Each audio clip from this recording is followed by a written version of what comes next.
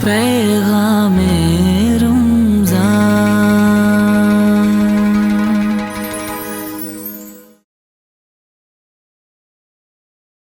नहमदुहु व नुसल्ली व नुसल्लिमु अला रसूलिहिल करीम, अम्मा बाद फ़अऊज़ु बिल्लाहि मिनश शैतानिर रजीम, बिस्मिल्लाहिर रहमानिर रहीम।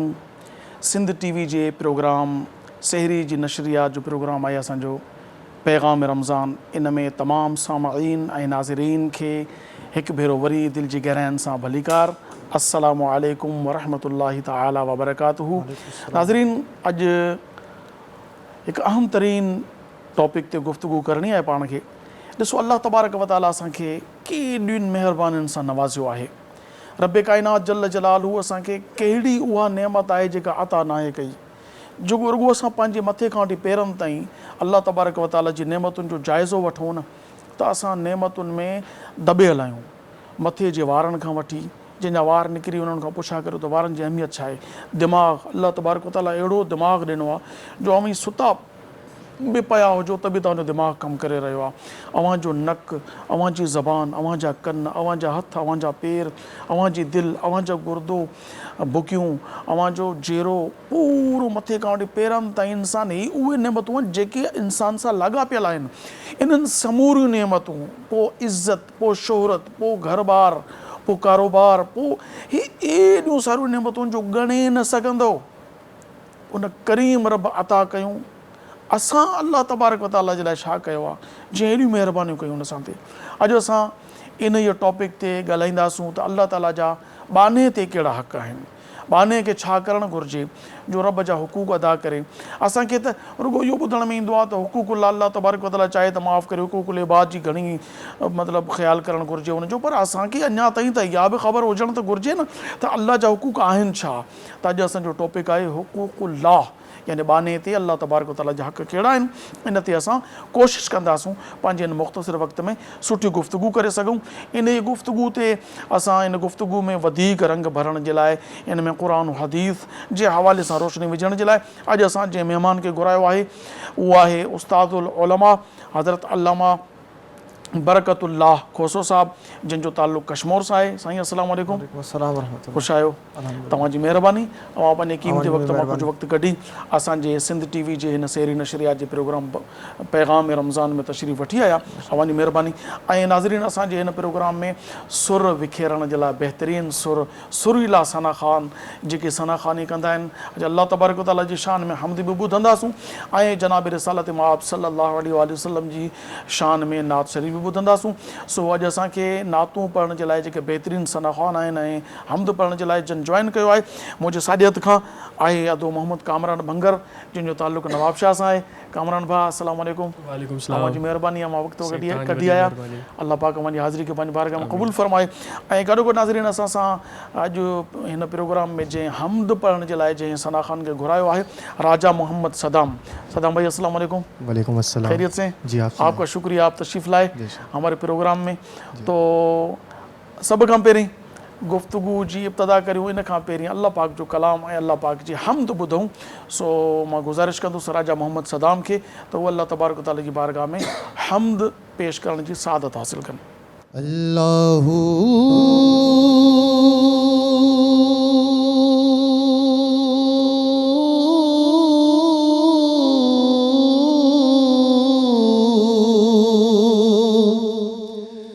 अल्लाहू अल्लाहू अल्लाहू अल्लाह अल्लाहू अल्लाहू अल्लाहू अल्लाह। बिगड़ सारे कम बनांदा अल्लाह, बिगड़ सारे कम बनांदा अल्लाह। माणिया दी गल बनांदा अल्लाह, माणिया दी गल बनांदा अल्लाह। जेड़ा दिल नाल अल्लाह अल्लाह करदा है, जेड़ा दिल नाल अल्लाह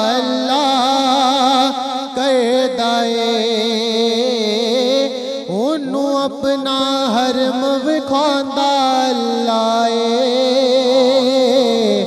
बिगड़ सारे कम बनांदा अल्लाह बिगड़ सारे कम बनांदा अल्लाह फत्तर दे विच कीड़ियां नूं भी फिकर नहीं फत्तर दे विच कीड़ियां नूं भी फिकर नहीं क्योंकि घर घर यारो रिज़्क पहुंचांदा अल्लाह बिगड़ सारे कम बनांदा अल्लाह बिगड़ सारे कम बनांदा अल्लाह बिगड़ सारे कम बनांदा अल्लाह। माशाल्लाह तमाम बेहतरीन सदाम भाई आपने माशाल्लाह अल्लाह पाक की बारगाह में हम्द का नज़राना पेश किया। अल्लाह पाक अपनी बारगाह में कबूल फरमाए। सो नाज़रीन अॼु जीअं तव्हां अर्ज़ु करे चुको आहियां ॿिए रमज़ान जी जेका असांजी सहरी नशरियात आहे सिंध टीवी जो प्रोग्राम आहे पैगाम रमज़ान इन में अॼु असां अल्लाह पाक जे हक़नि बाबति मालूमात हासिल कंदासूं ताकि असांखे ख़बर पवे त अल्लाह पाक जा बाननि ते कहिड़ा हक़ आहिनि। साईं अल्लाह ताला जे अल्लामा साहब अल्लाह जे हुक़ूक़ मां मुराद छा आहे कहिड़ा हक़ आहिनि अल्लाह ताला जा जेके बाननि ते लागू थियनि था। अल्हम्दुलिल्लाहि रब्बिल आलमीन वस्सलातु वस्सलामु अला सय्यिदिल अंबिया वल मुरसलीन अम्मा बअदु फ़अऊज़ु बिल्लाहि मिनश शैतानिर रजीम बिस्मिल्लाहिर रहमानिर रहीम। हुकूक हक़ जी जमा है। हक़ चवंदा आहिनि कई अहिड़ी शइ कंहिंजे मथां जेका साबित थी वञे ऐं अॻिलो उन खां इनकार न करे सघे। जीअं नमाज़ अल्लाह जो हक़ आहे इहो हक़ इंसान जे मथां ईअं साबित आहे कि कोई माण्हू उनखां इनकार नथो करे सघे। त हुकूकुल्लाह यानी अल्लाह तबारक व तआला जा हक़ इन में वरी हिकु तफ़सील आहे उन में कहिड़ियूं कहिड़ियूं शयूं शामिल आहिनि जेके अल्लाह ताला जे हुकूक सां तालुक़ रखनि थियूं। क़ुरान अज़ीम फ़ुरक़ान हमीद में अल्लाह तबारक व तआला इरशाद फरमायो लैसल बिर्र अन तुवल्लू वजूहकुम क़िबलल मशरिक़ वल मग़रिब। नेकी सिर्फ़ इहा न आहे कि तव्हां मुंहुं मशरिक़ ॾे कयो या मग़रिब ॾे कयो। वलाकिन्नल बिर्र लेकिन नेकी जी असल इहा आहे मन आमन बिल्लाह जेको अल्लाह जे मथां ईमान खणी अचे। अल्लाह जे मथां ईमान खणण जो मतिलबु अल्लाह ताला जी तौहीद जो क़ाइल हुजे कि अल्लाह ताला जी ज़ात वाजिबुल वजूद मौजूदु आहे। अल्लाह ताला खे तौहीद ईअं मने जीअं उनजो वजूद बि आहे। ईअं न मने कि कोई निज़ाम आहे बसि ईअं हले पियो पंहिंजे पाण ईअं न वजूद जो बि क़ाइल हुजे ऐं अल्लाह ताला जे हिकु हुअण जो बि क़ाइल हुजे जेका असां सूरह इख़लास शरीफ़ में पढ़ंदा आहियूं कुल हुवल्लाहु अहद कि अल्लाह हिकु आहे अल्लाहु समद अल्लाह बेनियाज़ आहे। लम यलिद वलम यूलद वलम यकुल लहु कुफुवन अहद न उनजी काई औलाद आहे न उहा ख़ुदि कंहिंजी औलाद आहे ऐं उहा पंहिंजे ज़ात में तने तनहा आहे कुफू न आहे को मर्द न आहे। त अल्लाह तबारक व तआला खे वाजिबुल वजूद ऐं उलूहियत जे एतबार सां माण्हू ईअं तस्लीम करे इन तरीक़े सां उनजे मथां ईमान खणी अचे कि इंसानु दिलो जां खे उन खां तस्लीम करे। अल्लाह ताला जे मथां ईमान खणी अचणु माना अमर बिल्लाह वल यौमिल आख़िर क़यामत जे मथां बि ईमान खणी अचणु ज़रूरी आहे मुस्लमान हुअण जे लाइ बि ऐं अल्लाह ताला जे हक़ खे अदा करण जे लाइ बि। माना दुनिया में अहिड़ा फ़िरक़ा मौजूदु आहिनि जेके मुस्लमान न आहिनि। वजह उनजी छा आहे कि उहे अल्लाह ताला खे बि मञींदा आहिनि रसूलनि पैगम्बरनि खे बि मञींदा आहिनि लेकिन क़यामत जा मुनकर आहिनि।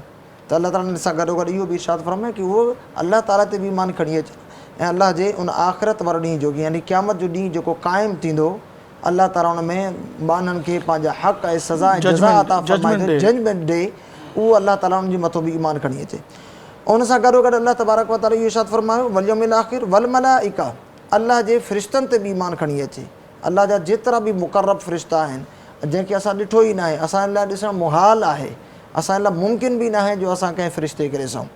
इहो बि इंसाननि में असां में हिकु लफ़्ज़ मशहूरु हूंदो आहे यार हीअ त फ़रिश्ता सिफ़त इंसान आहे।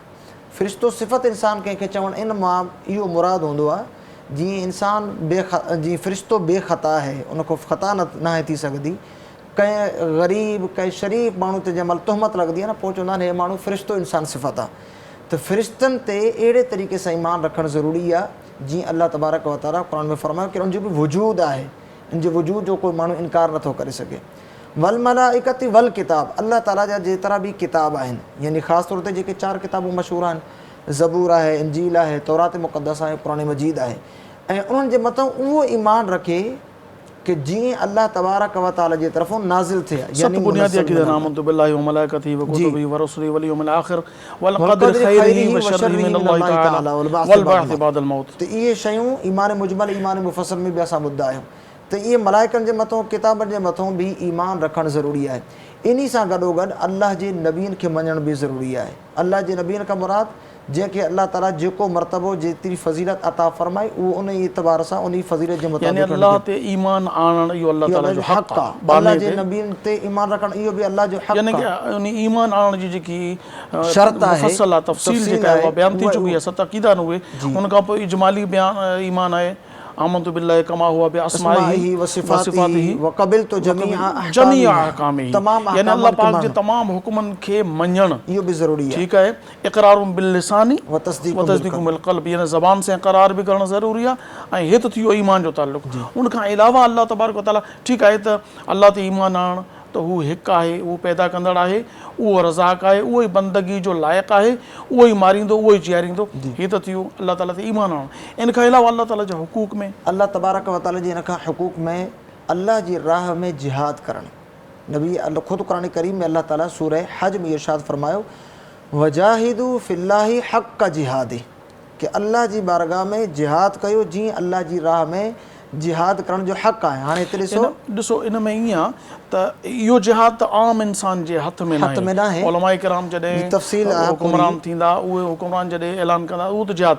नबी करीम अलैहिस्सलातु वस्सलाम जन जी ज़ात अक़दस जॾहिं हिकु जिहाद खां मोटी रहिया हुआ त मोटंदे इरशाद फरमायूं त असां जिहाद असग़र खां मोटूं था, जिहाद अकबर जी तरफ़ अचूं था पिया। त सहाबा किराम अर्ज़ कयो या रसूलल्लाह सल्लल्लाहु अलैहि वसल्लम, हे असां जाननि जा नज़राना ॾेई आयासीं, जिहाद असग़र नंढो जिहाद हो? फरमायो हा इहो जिहाद नंढो हो, जिहाद अकबर जी तरफ़ अचूं था जेको असांजो नफ़्स सां जिहाद आहे। ॾिसो नफ़्स सां जिहाद, कूड़ खां बचणु, ग़ीबत खां बचणु, बदनिगाही खां बचणु, रिज़्क़ हराम खां बचणु ऐं नाफ़रमाननि खां बचणु, हर उन फ़इल खां पंहिंजो पाण खे बचाइणु जंहिंखां अल्लाह पाक नाराज़ थिए थो, हर उहो फ़इल करणु जंहिंसां अल्लाह पाक राज़ी थिए थो। इहो जिहाद अकबर आहे, पंहिंजे नफ़्स सां जिहाद। नाज़रीन, हींअर असांजो वक़्तु थी चुको आहे हिकु नंढड़े कमर्शियल ब्रेक जो। नंढड़ी साई आहे, जो था वापसि ॾिसंदा रहो सिंध टीवी। पैगामे रमज़ान।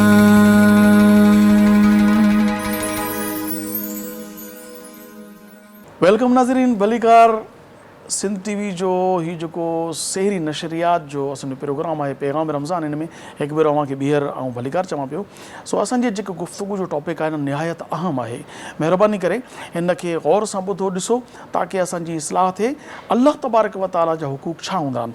अल्लामा साहब, सवाल आम तौर ते हिकिड़ो गर्दिश करे थो, मुआशिरे में ॾिठो वियो आहे त चयो वेंदो आहे त हुकूकुल इबाद जो मुआमलो जेको आहे हुकूकुल्लाह खां वधीक आहे। सो थोरो इन ते रोशनी विझो त असांजे मथां हुकूकुल्लाह ज़्यादा अहम आहिनि या हुकूकुल इबाद? तव्हां को कोई सवाल करे कि तव्हांजे लाइ पीउ अफ़ज़ल आहे या माउ अफ़ज़ल आहे,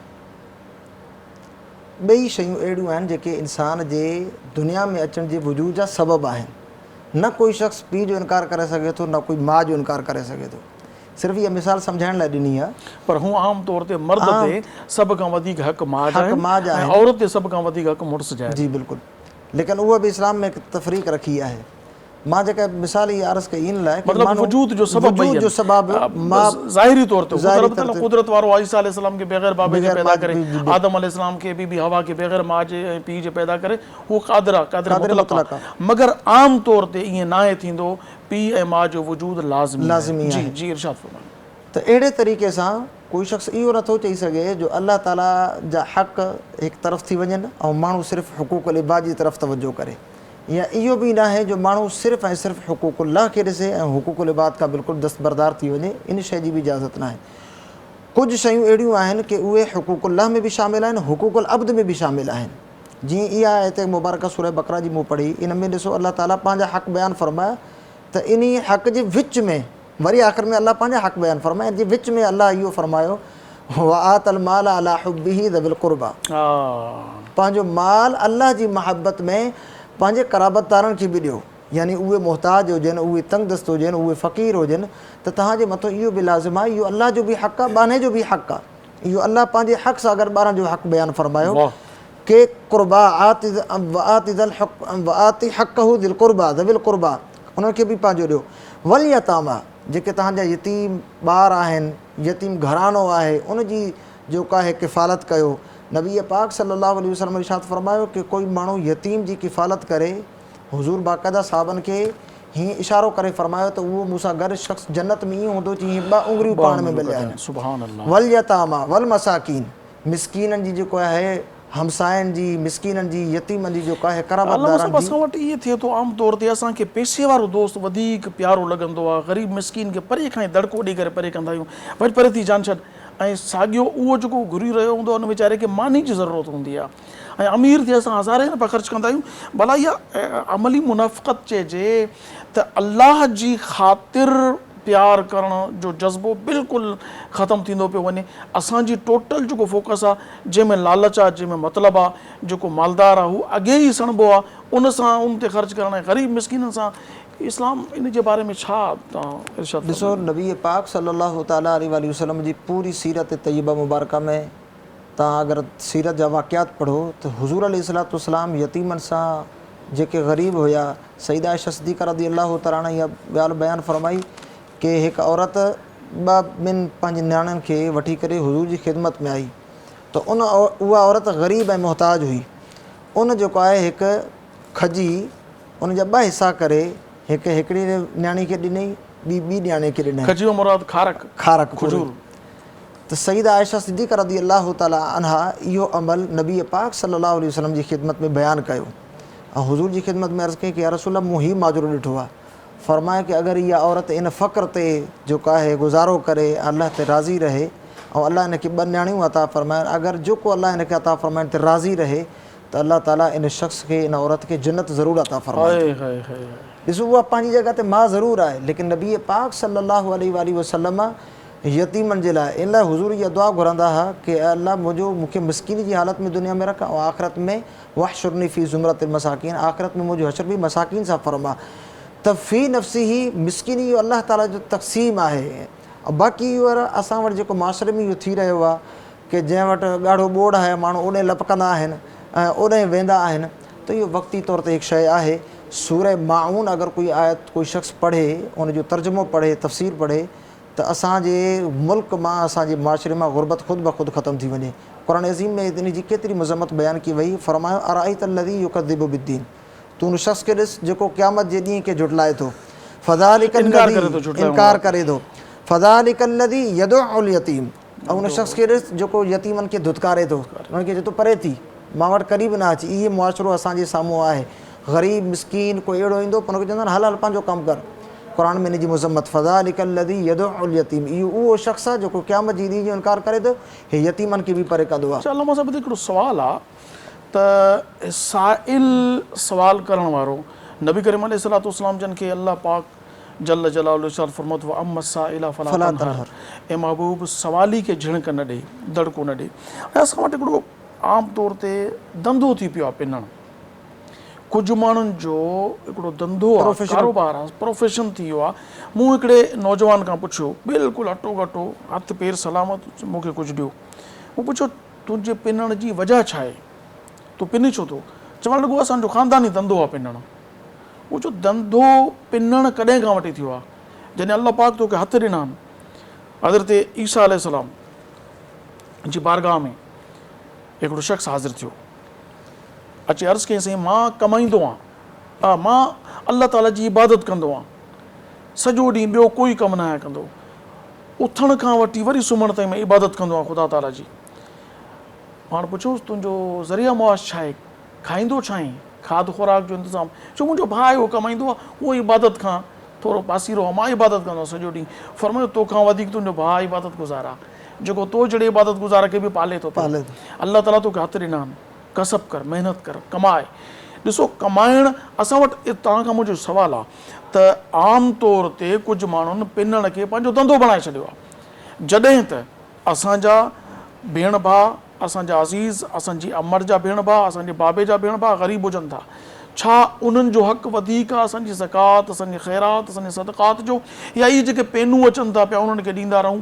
इहो बहितर आहे। जेके धंधोड़ी पेनू आहिनि उन्हनि खे ॾियणु अजर आहे या न आहे? थोरो ते रोशनी। मां हिकु तफ़सील इन में अर्ज़ु कंदुसि। ॾिसो, हीउ जेको हिन वक़्तु रोडनि ते ख़ासि तौर में रमज़ान जे महीने में पूरा लाट ईंदा आहिनि माण्हुनि जा, ऐं बाक़ाइदा पोयों या पूरी गैंग हूंदी आहे, ऐं उहो माण्हुनि खे ईअं अची करे बीहारींदा आहिनि मस्जिदनि जे ॿाहिरि, मेन रोड ते। कॾहिं बि अहिड़नि माण्हुनि खे पंहिंजी ज़कात, सदका ऐं फ़ितरा अता न कयो। असांखे मालूम न हूंदो हिन में केरु मुस्लमान आहे, केरु ग़ैर मुस्लिम आहे। ग़ैर मुस्लिम खे सदको न आहे, ग़ैर मुस्लिम खे सदक़ात वाजिबा न आहे। ज़कात तव्हां अगरि उनखे अदा कई त ज़कात तव्हांजी अदा न थींदी। अहिड़े खे न ॾियो, बल्कि क़ुरान अज़ीम फ़ुरक़ान हमीद में अल्लाह तबारक व तआला सूरह बक़रा 3 सिपारे में इहा ॻाल्हि बयानु फ़रमाई कि उहे माण्हू तलाश कयो कि जेके सफ़ेद पोश आहिनि। वाह। उन्हनि माण्हुनि खे वञी करे ॾिसो जेके पंहिंजे हथ खे माण्हू जे साम्हूं दस्ते सवाल दराज़ न आहिनि कंदा। ऐं असांखे इहा मालूमात हूंदी आहे कि असां केरु सफ़ेद पोश आहे, कंहिंखे ॾियणु जेको आहे ज़्यादा ज़रूरी आहे। नबी पाक सल्लल्लाहु अलैहि वसल्लम इहो इरशाद फ़रमायो कि अल्लाह ताला उन माण्हू जे सदक़े खे, उन माण्हू जे ज़कात खे क़बूल न आहे फ़रमाईंदो कि उन जा पंहिंजा जेको आहे बुखियार आहिनि उहो पंहिंजे अज़ीज़नि खे कुझु न ॾे ऐं उहो पंहिंजो ख़ैरात ॿियनि माण्हू अची करे लुटाए अचे। अल्लाह पाक खे इन जी कोई हाजत ज़रूरत बि न आहे। नबी पाक सल्लल्लाहु अलैहि वसल्लम पंहिंजे माइटनि मां पंहिंजी भेण, पंहिंजो भाउ, भाणेजा, भाइटियूं ऐं बाबे जा रिलेटिव्स ऐं अमर जा रिलेटिव्स जेके अज़ीज़ आहिनि उन्हनि सां ॻोल्हियो ताकि को ग़रीब आहे त उनजी पाण वञी मदद करे। उन खां पोइ पाड़ेसरियुनि जो हक़ आहे। पाड़ेसरनि जो हक़ त एतिरो आहे जो नबी पाक सल्लल्लाहु अलैहि वसल्लम जमल साहबा कराम अलैहिम रिज़वान खे विरासत जे मुतालिक़ बयानु फ़रमायो त उन में हक़ जेके हक़दार हुया, जेके पाड़ेसरी हुआ, उन्हनि जा बि हक़ बयानु फ़रमाया त साहबा चवनि था असांखे इहो ख़ौफ़ लाहिक़ थियो त हुज़ूर बसि हाणे इहो ई इरशाद फ़रमाईंदो आहे कि तव्हांजे माल जी विरासत में तव्हांजे पाड़ेसनि जो बि हक़ आहे। यानी असांखे इहो ख़ौफ़ थियो त हुज़ूर अन क़रीब असांजे माल विरासत में असांजे पाड़ेसरनि खे बि हक़ अता फ़रमाईंदा।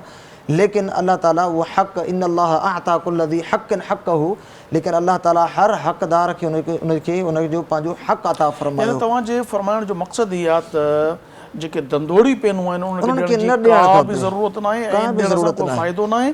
तव्हां पाण ॻोल्हियो तव्हांजे माइटनि मां कहिड़ा ग़रीब आहिनि, बिलख़ुसूस सफ़ेद पोश जेके बाज़मीर माण्हू आहिनि, जेके सवाल दस्ते सवाल कंहिंजे आॾो। मां हिकु हदीस अर्ज़ु कयां। नबी पाक सल्लल्लाहु अलैहि वसल्लम इहो इरशाद फ़रमायो कि कोई शख़्स पंहिंजो हथ माण्हुनि जे साम्हूं करे ऐं उन ते उहो क़ादिर आहे कि उहो कमाए करे खाई सघे थो। जेका तव्हां ॻाल्हि कई न कि हटा कटा जवान हूंदा आहिनि, ॿाहिरि निकिरी ईंदा आहिनि पिनण जे लाइ, नबी पाक सल्लल्लाहु अलैहि वसल्लम फ़रमायो कि अहिड़ा माण्हू क़यामत वारे ॾींहुं जंहिं महिल अल्लाह जी बारगाह में ईंदा त इहे जेके बिला वजह में अची करे ईअं सवाल कंदा आहिनि सभु कुझु करण जी कुदरत जे बावजूदि, फ़रमायो कि उन्हनि जे चेहरनि ते क़यामत वारे ॾींहुं गोश्त न हूंदो, अल्लाहु अकबर, ख़ाली गोश्त जे ईंदा, ढांचो हूंदो सिर्फ़ु, हॾां पिंजरो ईंदो।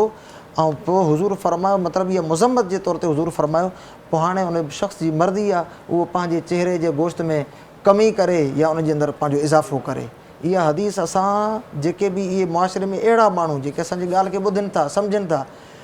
ऐं वरी हिकु ॻाल्हि इहा बि आहे कि अहिड़ो शख़्स जेको कमाइण ते कुदरत क़ादिर बि आहे, सफ़ेद पोश न आहे, सिर्फ़ु उन पंहिंजी आदत ठाही आहे, त अहिड़े शख़्स खे ॾियण बि जाइज़ न आहे, छो त इहो गुनाह जे मथां उनजी मदद आहे। क़ुरान अज़ीम में अल्लाह फ़रमायो यानी कि हिकिड़ो माण्हू जेको हक़दार नाहे उहो पिने थो, यानी उहो कमु नाजाइज़ करे थो, ऐं नाजाइज़ कम में कंहिंजी मदद करणु नेकी न आहे, गुनाह आहे। वला तआवनु अलल इस्मि वल उद्वान, गुनाह ऐं ज़्यादती वारनि कमनि ते हिक ॿिए जी मदद न कंदा। वत्तकुल्लाह इन्नल्लाह शदीदुल इक़ाब, अल्लाह को डरिजो, अल्लाह ताला शदीद पकड़ वारो आहे।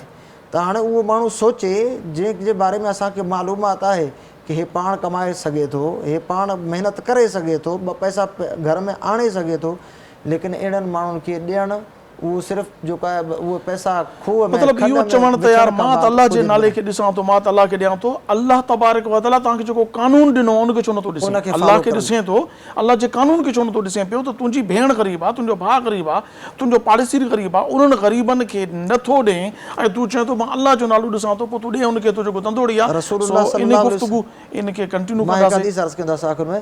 रसूलुल्लाह सल्लल्लाहु अलैहि वसल्लम फरमायो कि माण्हू पंहिंजे क़राबतदार खे ॾे त अल्लाह ताला उनखे ॿ नेकियूं अता फरमाईंदो, ॾियण जो बि सवाबु ऐं क़राबतदारी जो बि सवाबु। माशाअल्लाह। नाज़रीन, हींअर वक़्तु थियो आहे हिकु नंढड़े शॉर्ट कमर्शियल ब्रेक जो। साई था वठूं, केॾांहुं न वञिजो, ॾिसंदा रहो सिंध टीवी। पैगामे रमज़ान।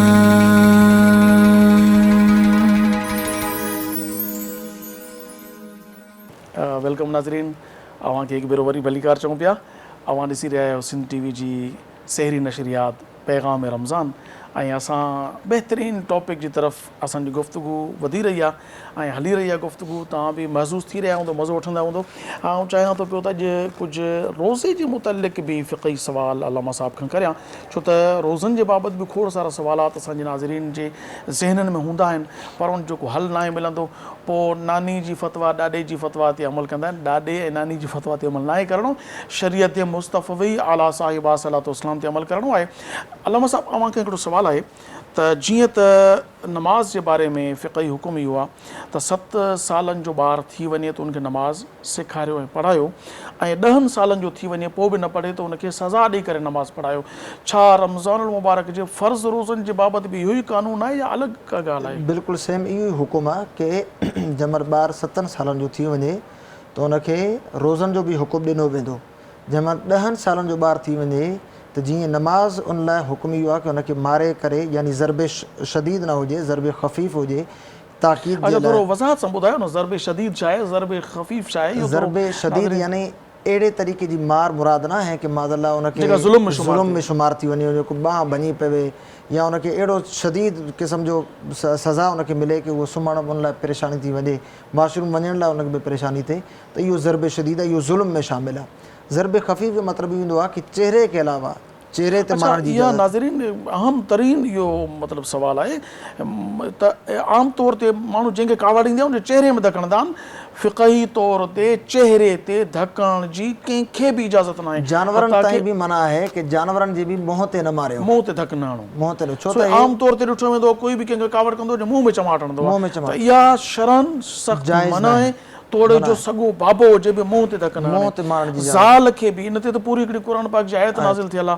हाणे उनजो टाइम न आहे, न त उनजी तरफ़ वञूं आहे त जंहिं पंहिंजे ज़ाल खे चमाट हई हुई त उनजो वॾो मसइलो थी वियो। नबी करीम अलैहिस्सलाम क़िसास जो हुकुम ॾिनो, पर पोइ जॾहिं रब तबारक व तआला हुकुम ॾिनो त अर्रिजालु क़व्वामून अला निसा, जॾहिं इहा आयत नाज़िल थी हुई, नसे क़तई थियो त हाणे मर्द औरतुनि ते हुकुमरान आहिनि, त मगर उनखां पोइ बि नबी करीम अलैहिस्सलाम जिन ज़ात अक़दस पंहिंजी घरवारी खे बि मुंहं में धक हणण जी इजाज़त न ॾिनी।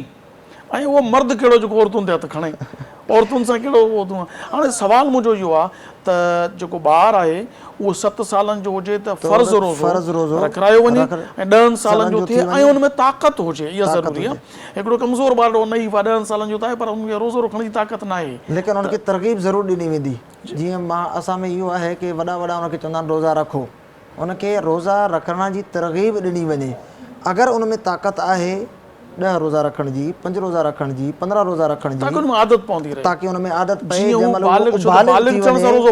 बालिग़ थी वञे त उन लाइ रोज़ो रखण को मुशक़त न हुजे, उन लाइ को परेशानी जो सामनो न करणो पवे, त इन लाइ उनखे 10 साल खां पोइ अहिड़ी उनजी जिस्मानियत सवाल पैदा थो थिए पियो त छा कुझु औरतूं पंहिंजी औलाद खे रोज़ो रखण खां इन जे करे बि रोकींदियूं आहिनि त हू सम्झंदियूं आहिनि त मां पंहिंजे बच्चे सां मोहबत करियां थी। इहा मोहबत न आहे, इहा उन सां ॿियनि लफ़्ज़नि में चइजे त हिकिड़ी दरपर्दा ज़ुल्म आहे, दुश्मनी आहे, जो उनखे अल्लाह तबारक व तआला जे हुकूक खां परे थो कयो वञे। त रोज़ो रब जे तरफ़ां जेको लाज़मी हक़ आहे बाने ते, त हू पाण रोज़ो रखे। त औरत त उहा भली जेका पंहिंजे औलाद जे रोज़ो न रखाइण जा बहाना न ॻोल्हे, बल्कि औरत उहा भली जेका पंहिंजे औलाद जे रोज़ो रखाइण जा तरीक़ा इख़्तियार करे, ताकि औलाद जेका आहे उहा अल्लाह ताला जी बंदगी जी तरफ़ वधे, अल्लाह तबारक व तआला जी फ़र्माबरदारी तरफ़ वधे। ऐं इहा औरत जी हिकिड़ी नेकी आहे ऐं सवाब जारी आहे जो उनजी औलाद रोज़ा रखे, नमाज़ूं पढ़े। सही, मां हिकु जुमिलो अर्ज़ु कयां। चवंदा आहिनि कि पीउ अगरि दीनदार हूंदो आहे त दीन यानी पीउ अगरि दीनदार हूंदो आहे त उहो दीन उन घर जे हिसे जे अंदरि शामिलु थी वेंदो आहे, लेकिन अगरि माउ दीनदार हुजे त उहा दीनदारी नसलनि ताईं वेंदी आहे। अल्लाह सुभान अल्लाह। उहा दीनदारी नसलनि ताईं वेंदी आहे, छो जो अॼु जी उहा माउ ज़रूरु आहे, उहा सुभाणे जी ॾाॾी ऐं नानी बि ज़रूरु आहे। उहा ॾाॾी ऐं नानी कहिड़े तरीक़े सां थिए थी, जंहिं महिल उहो उनजी नसल में उहे शयूं शामिलु हूंदियूं। हिकु माउ पंहिंजी औलाद जीअं जिस्मानी तौर ते उनखे ख़बर पइजी वेंदी आहे त हिनखे कहिड़ी शइ जी ज़रूरत आहे, हिनखे कहिड़ो खाधु खाराईंदसि त हे जेको आहे सिहतमंद थींदो। ॿार जी उनजी हर शइ जी केयर कंदी आहे, त अहिड़े तरीक़े सां माउ खे ज़रूरी इहा बि आहे कि जहन्नम जी बि केयर करे, जन्नत जी तरफ़ उनखे राग़िब करे, नमाज़ जी तरफ़ उनखे राग़िब करे। ख़ुशख़बरी त ॿुधायो त जेके औरतूं अमड़ियूं अदड़ियूं सुबुह जो इहे रोज़े जे लाइ उथनि थियूं पियूं, सेहरी सॼे घर जूं तयारु कनि थियूं, ऐं मर्द या ॿिया जेके घर भाती आहिनि खाइनि था, छा उन वीचारी जेका महिनत करे थी पई उन जे लाइ को अजर आहे? बुख़ारी शरीफ़ जी हदीस आहे, अद्दालु अलल ख़ैरि कफ़ाइलिही, भलाई जी तरफ़ नेकी जी तरफ़ रहनुमाई करण वारो बि ईअं आहे जीअं नेकी करण वारो आहे। रहनुमाई करण वारो, पर ही त वतआवनु अलल बिर्रि वत्तक़वा आहे त नेकी ऐं परहेज़गारी ते मदद आहे। मदद आहे। ऐं असांजूं अमनूं भेनरूं जेके नियाणियूं आहिनि उहे बि नियत करनि कि असां हे ख़ल्क़े ख़ुदा जी ख़िदमत बि आहे, घर जी बि ख़िदमत आहे, माउ पीउ जी ख़िदमत बि आहे, भेण भाइरनि जी बि ख़िदमत आहे, गॾी गॾु इहा बि नियत हुजे इन्हनि जे रोज़े जेतिरो अजर उनखे मिलंदो। ज़रूरु त हदीस शरीफ़ आहे त जेको नेकी जी तरग़ीब ॾियारे त उहो बि नेकी करण वारे वांगुरु यानी आहे। कि उन जी नेकी करण वारे खे जेको अजर मिलंदो उन जो अजर घटि न थींदो, ओतिरो अजर नेकी तरग़ीब ॾियण वारे खे मिलंदो। ही तरग़ीब त न आहे, बल्कि रोज़ो रखाइण जे लाइ उथणु, तकलीफ़ बर्दाश्त करणु, उन्हनि जे लाइ मतिलबु खाद खुराक तयारु करणु। तकलीफ़ बि ॾिसो न, नबी पाक सल्लल्लाहु अलैहि वसल्लम, अबू दाऊद शरीफ़ जे अंदरि हदीस मौजूद आहे, नबी पाक सल्लल्लाहु अलैहि वसल्लम इरशाद फरमायो, अफ़दलुल अअमालि अहमज़ुहा, कि नेकी उहा अल्लाह जी बारगाह में मुक़र्रब आहे जंहिंमें मुशक्क़त घणी हुजे, अफ़ज़ल उहा आहे जंहिंमें तकलीफ़ घणी हुजे, मुशक्क़त घणी हुजे। त हाणे सुबुह जो उथणु ऐं सेहरी तयारु करणु ऐं सभिनि जे साम्हूं रखणु, ऐं वरी बाज़ औक़ात इहो बि थींदो आहे जो ॿार कुझु अड़ीला हूंदा आहिनि, उनखे उहा शइ न आहे बि जेका आहे मुवाफ़िक़ ईंदी, लेकिन असांजूं माऊं भेनरियूं उन्हनि जी तकलीफ़ खे सम्झी करे उन लाइ उहो खाधो तयारु कंदियूं आहिनि।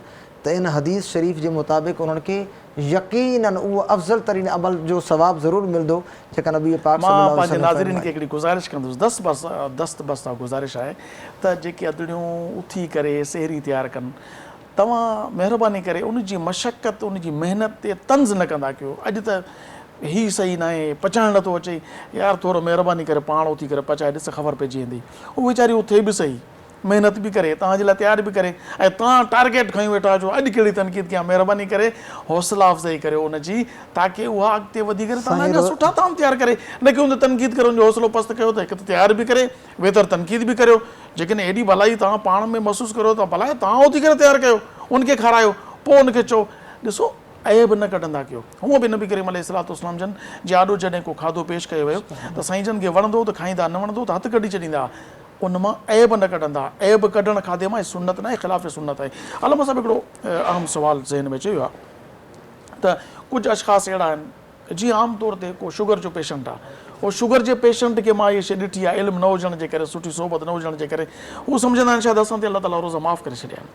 पोइ 50 सालनि खां पोइ कंहिं हदीस ॿुधी, क़ुरान ॿुधो, के बुज़ुर्ग जेके आलिम जे सोबत में आयो, उनखे ख़बर पई त यार मां त ज़ुल्म करे वेठो पाण सां, त शुगर को अहिड़ो मर्ज़ त न आहे जॾहिं करे रोज़ा रखण जी इजाज़त हुजे त न रखो, तव्हां माफ़ु हुजनि। पोइ हाणे अहसासु थियो आहे त उहो हाणे साईं तौबा करे रोज़ा रखे त काफ़ी आहिनि, या जेके छॾिया थियूं रोज़ा रखणा पवंदा। ॾिसो अहिड़ी सूरत, अहिड़ी कंडीशन में कि माण्हू एतिरो मरीज़ थी वञे जो बिल्कुलु उनजी ॿीहर सिहतयाबी जी का उमेदु नज़र नथी अचे। हाणे शुगर आहे त उमिरि भर जे लाइ, उमिरि भर जे लाइ त आहे, पर इहो आहे कि सेट बि त थी सघे थो न, ॿिया बि त खाधा खाईंदो आहे, ऐं हिन जी इहा कैफ़ियत न हूंदी जो उहो माण्हू हाणे ॿीहर रोज़ा नथो रखी सघे। अगरि शेख फ़ानी न आहे, शेख फ़ानी यानी अहिड़ो शख़्स कि जो कि एतिरो मरीज़ थी वञे जंहिंजे ॿीहर सिहतयाब थियण जी का उमेदु न हुजे, उन लाइ इहो गुंजाइश आहे शरीयत मुतहरा में कि उहो फ़िदियो अदा करे। लेकिन अहिड़ो मरीज़ जंहिंजो मर्ज़ सियारे जे ज़माने में, ऊन्हारे जे ज़माने में अगरि उनखे तंगी आहे, त उन लाइ हुकुम आहे कि उहो सियारे जे ज़माने थोड़े में रोज़ा शुगर रखे। पेशेंट आहे, दमे जो मरीज़ आहे, कंहिं उन्हारे बि में रोज़ा मरीज़ नथो रखे सघे, सियारे में कहिड़े बि रखंदो। मर्ज़ में आहे, जी। वो हेपाटाइटिस में आहे या कहिड़े बि अलाह ताला कयास, कहिड़े बि मर्ज़ में, जेकॾहिं उन्हारे में रोज़ा रखण में हू पंहिंजी मुशक्क़त बर्दाश्त करे सघे थो। जान खे ख़तरो आहे जी बिल्कुलु। त या तकलीफ़ में जान में मर्ज़ वधी वेंदो, मर्ज़ वधी वेंदो या या जान कोई देर ख़तम सां थी। इफ़ाक़ो थींदो, घणो वधी वेंदो, परेशान थी वेंदुमि। अल्लाह ताला खे तव्हांखे मक़सूद न आहे तव्हांखे अज़ाब में विझणु। अल्लाह तबारक व तआला जल जलालू तव्हां लाइ आसानियूं करे थो पियो। आसानी में जेकॾहिं तव्हां रोज़ो सियारे में उन्हारे में नथा रखे सघो त पोइ उहे ई रोज़ा जेके आहिनि तव्हां सियारे में रखो, पर जे सफ़ा रखण जी ताक़त न आहे त पोइ फिदियो अदा कयो। ऐं फिदियो यानी हिकु सदका फितर, सदका फितर। इन में तव्हांखे हिकु अर्ज़ु कंदुसि मां, हर शख़्स जो आहे न जेको मरीज़ हूंदो आहे उहो पोइ पंहिंजे नफ़्स जे मुताबिक़ फ़तो वठंदो आहे। हाँ यार मौलाना साहब मसइलो बयानु कयो न, मां मरीज़ त आहियां न, मां शुगर जो मरीज़ त आहियां, मां हेपाटाइटिस जो मरीज़ त आहियां। इहो असां ऐं तव्हां मतिलबु हर इंसान जंहिं वटि इल्मु न आहे उहो पंहिंजो पाण फ़ैसिलो न करे। मतलब फतवा जेको आहे कि आलिम दीन कंहिं वठणु आलिम घुरिजे, दीन वटि हर वञे। ॾाढ़ी वारो आलिम दीन हर न हूंदो, हर ॾाढ़ी- पेशवा आलिम दीन न हूंदो जंहिंखे फ़िक़्ह जी ख़बर हुजे। नाज़रीन असांजो हिते वक़्तु पूरो थी रहियो आहे, सो अव्हांखे आउं गुज़ारिश कंदुसि त महिरबानी करे अॼु असांजो प्रोग्राम अव्हांखे कीअं लॻो। असांजे यूट्यूब ते चैनल आहे सिंध टीवी जो, उनखे बि लिंक हेठां अची रही आहे, उनखे तव्हां सब्सक्राइब कयो। सिंध टीवी HD इस्लामिक जे नाले सां यूट्यूब ते तव्हां वञो, सर्च करियो, सब्सक्राइब बि कयो, पंहिंजा कमेंट्स ज़रूरु ॾियो असांजो प्रोग्राम तव्हांखे कीअं लॻो। इन उमेद सां त तव्हां इंशाअल्लाह सुभाणे असांजे प्रोग्राम खे वरी ॾिसंदा। असांजो प्रोग्राम आहे सिंध टीवी जो सेरी नशरियात जो पैगाम रमज़ान। वेंदे वेंदे आख़िर में नाते रसूल मक़बूल सल्लल्लाहु अलैहि वसल्लम असां ॿुधण जो शरफ़ हासिल कंदासूं। ऐं इजाज़त पियो वठां, ऐं पंहिंजे मेज़बान अबुल हसन मोहम्मद अब्दुल ख़ालिक क़ादरी खे मुंहिंजी टीम खे इजाज़त ॾींदा। ऐं आख़िर में असांजो मोहम्मद कामरान भंगर साहब जेके नवाब शाह सां तालुक़ु रखनि था, इहे नाज़ शरीफ़ ॿुधंदा। मुंहिंजे तरफ़ां अव्हांखे अस्सलामु अलैकुम वरहमतुल्लाह। सल्ले अला नबीना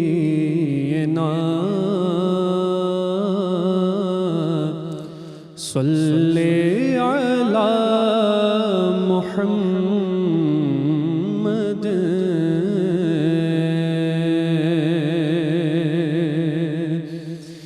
मान थो चाहियां त मूं वटि सोन चांदी ज़र हुजे, मान थो चाहियां त मूं वटि सोन चांदी ज़र हुजे, थो घुरां तो खां त तुंहिंजे दर अॻियां मुंहिंजो घर हुजे, सुणा थो घुरां तो खां त तुंहिंजे दर अॻियां मुंहिंजो घर हुजे, मूं मञी दरबानी दरबानीअ जो जीअं दस्तूर आ, तूं बि मिठड़ा चौखणी मूंखे बि ईअं मंज़ूर आ, मूं मञी दरबानी दरबानीअ जो जीअं दस्तूर आ, तूं बि मिठड़ा चौखणी मूंखे बि ईअं मंज़ूर आ, तुंहिंजे हर मेहमान जो ही नात ख़ानो कर हुजे, थो घुरां तो खां त तुंहिंजे दर अॻियां मुंहिंजो घर हुजे, सुणा थो घुरां तो खां त तुंहिंजे दर अॻियां मुंहिंजो घर हुजे, ऐं सिंध में मां तुंहिंजे सदक़े खाधो पीतो खोड़ा, तुंहिंजो हिकु मौलूद मौलूद साईं मुँह जिलाए करोड़ आ सिंध में मां तुझे सदके खाधो पीतो खोड़ा तुझो हिक मौलूद साईं मुँह जिलाए करोड़ आ गंज ब्या का दे कबा जदे तो जड़ो गो हर हुजे तो घुरा तो खात तुझे दर अग्या मुझो घर हुजे सुना तो घुरा तो खात तुझे दर अग्या मुझो घर हुजे गुफ्तगू बई पाण में गदजी कंदा मुनकिर नकीर ही मोहम्मद जो मदाही थव गुलाम नबी फकीर गुफ्तगू बई पाण में गदजी कंदा मुनकिर नकीर ही मोहम्मद जो मदाही थव गुलाम नबी फकीर योस माफी खैर सा अल्लाह जोस माफी खैर सा खुशबाश ताई महशर हुजे तो घुरा तो खात तुझे दर अग्या मुझो घर हुजे मान थो चाहिया तमू वट सोन चांदी जर हुजे तो घुरा तो खात तुझे दर क्या मुझो घर हुजे अल्लाह जी नेमतुं जो इनाम रमज़ान सलाम रमज़ान